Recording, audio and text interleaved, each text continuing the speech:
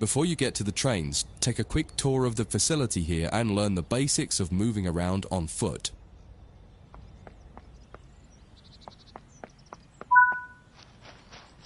Your current objective is shown in the top left of the screen. You've just been awarded some action points. These are displayed in the top right corner of the screen and count towards your overall experience level for the game. This is one of the many route tasks you can discover. Keep an eye out for other tasks that will ask you to place, collect, or fix a variety of things. Head into the main building to continue your induction.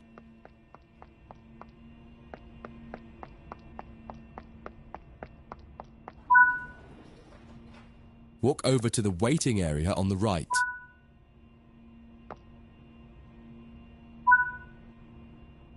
You can pause at any point to review objectives and a lot of other information about what's happening at the moment. Try it now and then return to the game after you've had a look round.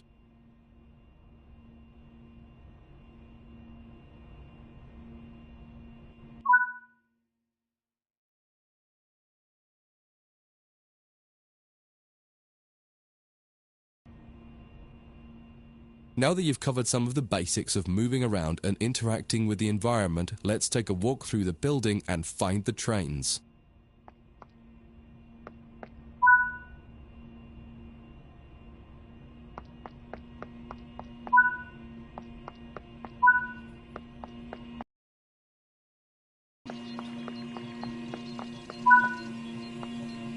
This is Central Square. From here you can explore the main training center depot and surrounding yards. Your center. Remember, you can always come back here from the main menu to refresh your knowledge if you're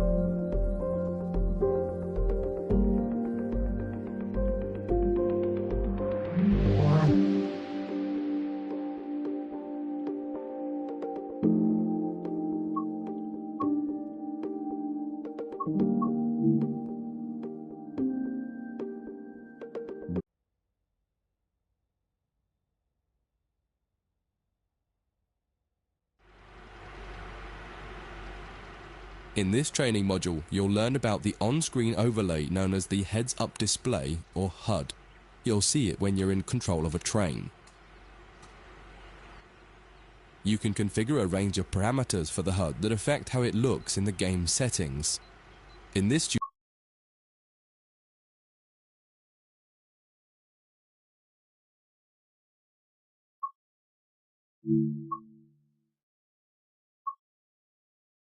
tutorial, you're going to take a look at the two main types of HUD.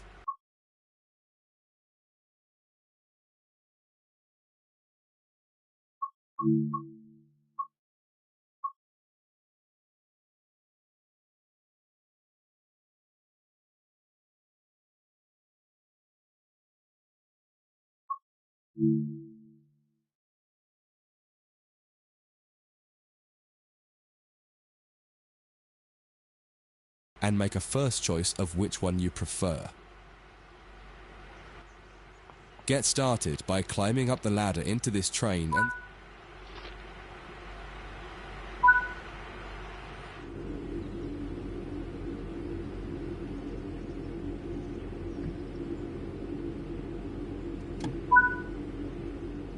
Welcome to the most important seat in the train.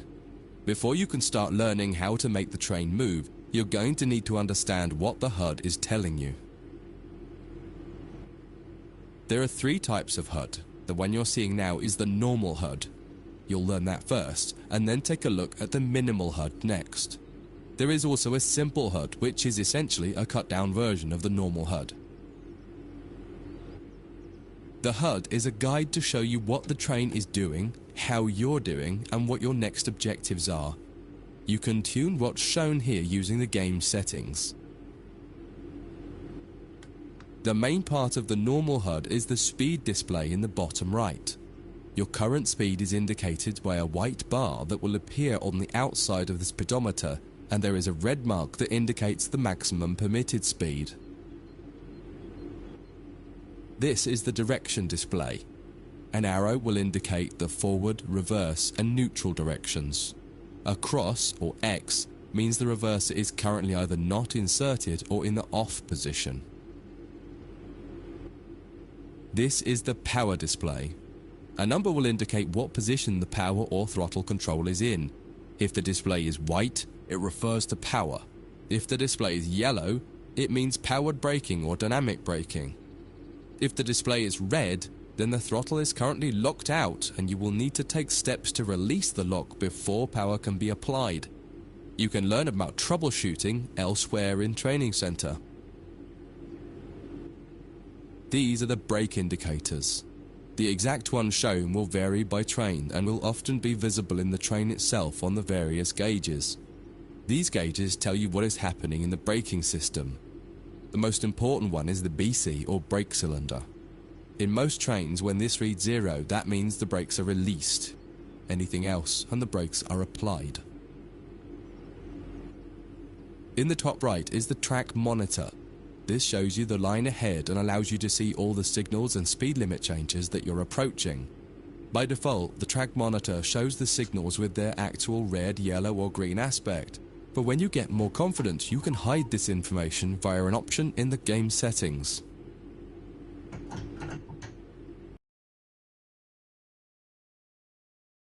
So you can see much further ahead at higher speeds. This is all done automatically. Now that you're familiar with the normal HUD, it's time to take a look at the minimal HUD. You can change this via the game settings, but for this tutorial the game will change it automatically. You can see that most of the HUD is now gone. You are left with basic information in the top left corner.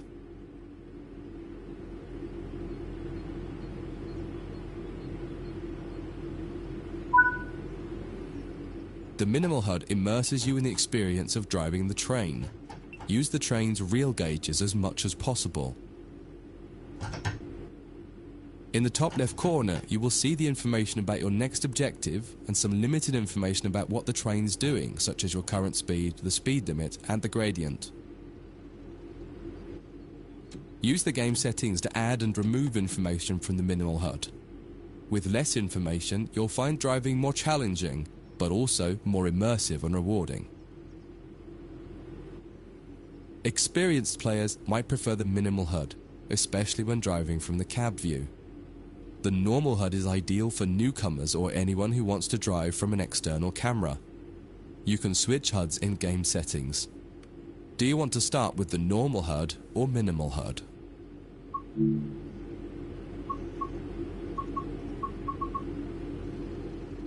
That concludes this module. If you wish to replay it, you can come back to it at any time via the Training Center.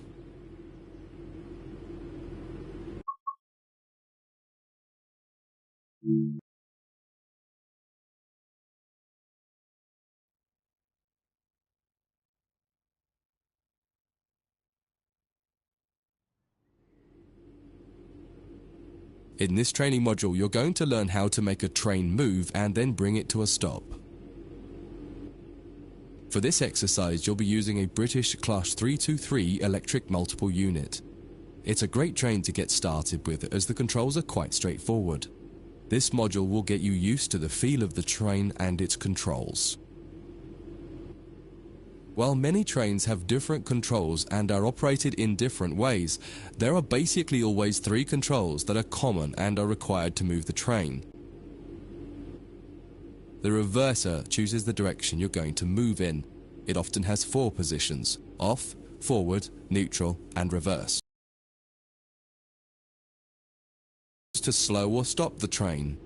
There are potentially multiple braking systems you can find in different trains, and you can read more about that in other sections of the training center. For now, the Class 323 has a very simple braking system.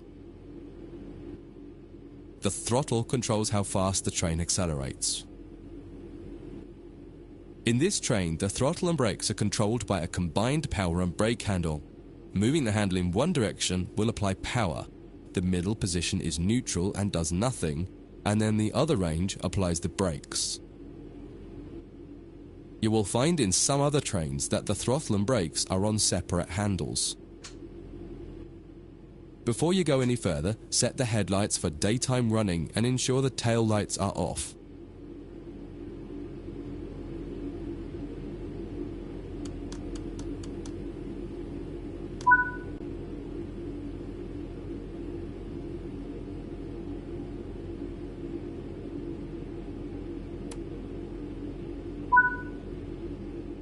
We want to move the train forwards, so set the reverser to the forwards position.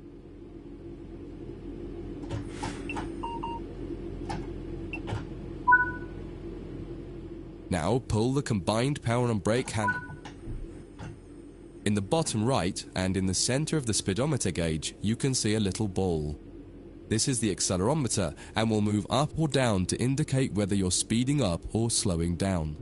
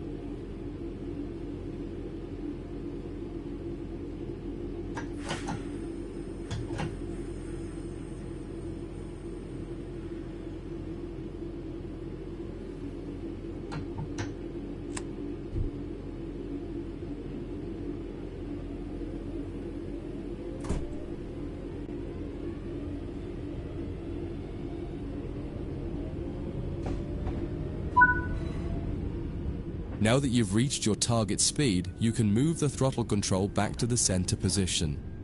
The train will then coast on level ground and only slow down very gradually.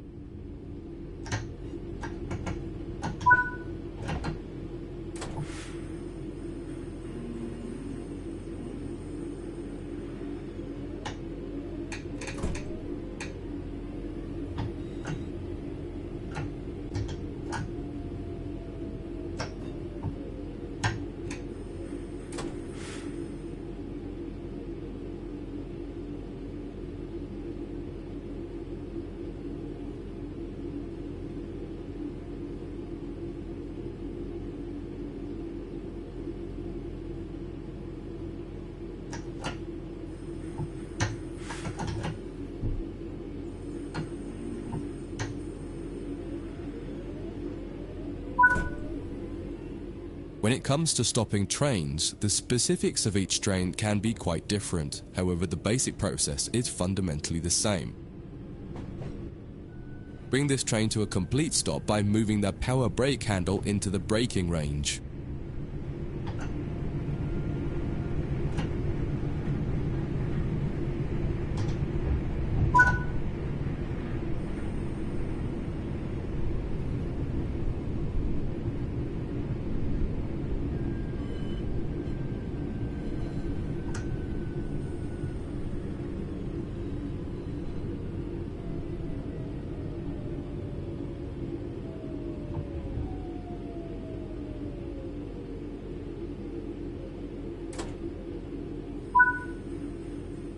The amount of braking you will need to apply also varies depending on whether you're going uphill or downhill and how heavy your train is. Knowing the right amount to apply will come with practice and experience. Stopping a train is one of the biggest challenges of controlling it, particularly stopping it in the right place. That concludes this module. If you wish to replay it, you can come back to it at any time via the training center.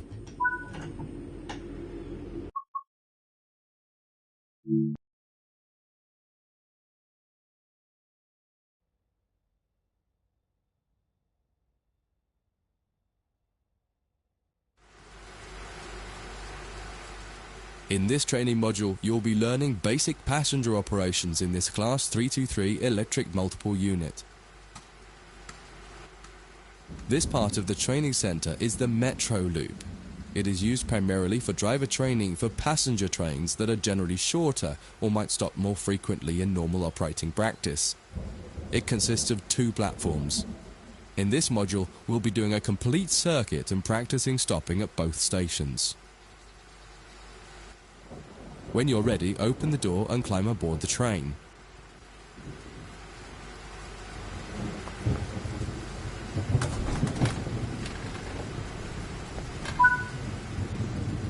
Take a seat in the driver's... Always remember to close the driver's door once you get in the cab. Some trains will prevent the brakes from releasing if any doors, including the driver's door, are still open.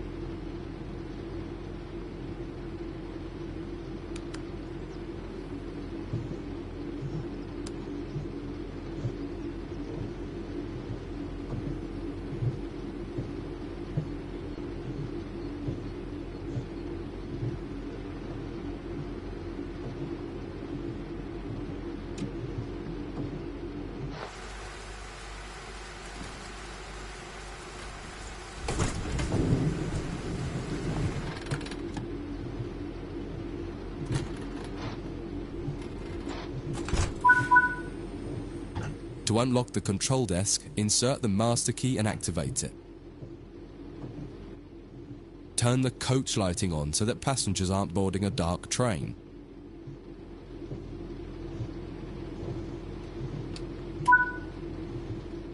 To allow passengers to board the train, you will need to open the correct doors. In order to use the buttons in the cab, you must first insert and then turn the door key to the on position.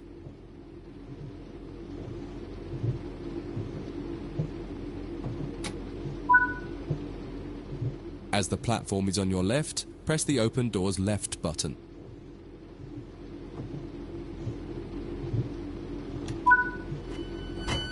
The weather has turned quite bad, so you'll need to turn the wipers on.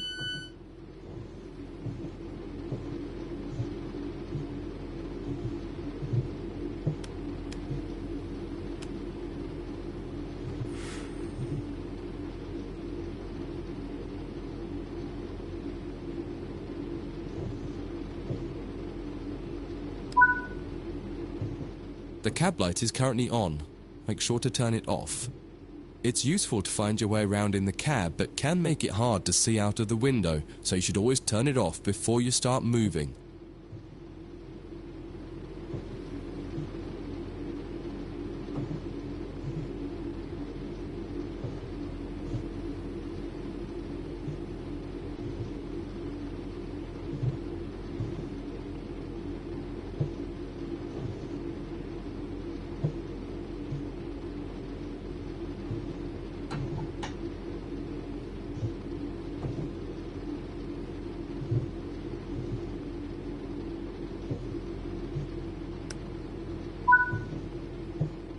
Headlights in the UK are used to allow others to see the train rather than being of great use to the driver seeing out. Set the headlights for daytime running and ensure the tail lights are off.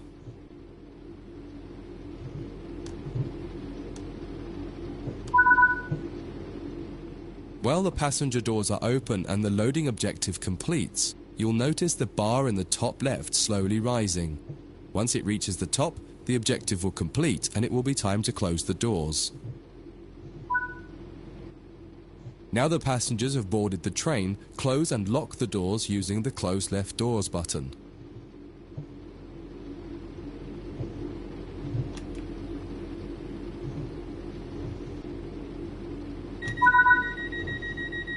Apply some power to get moving.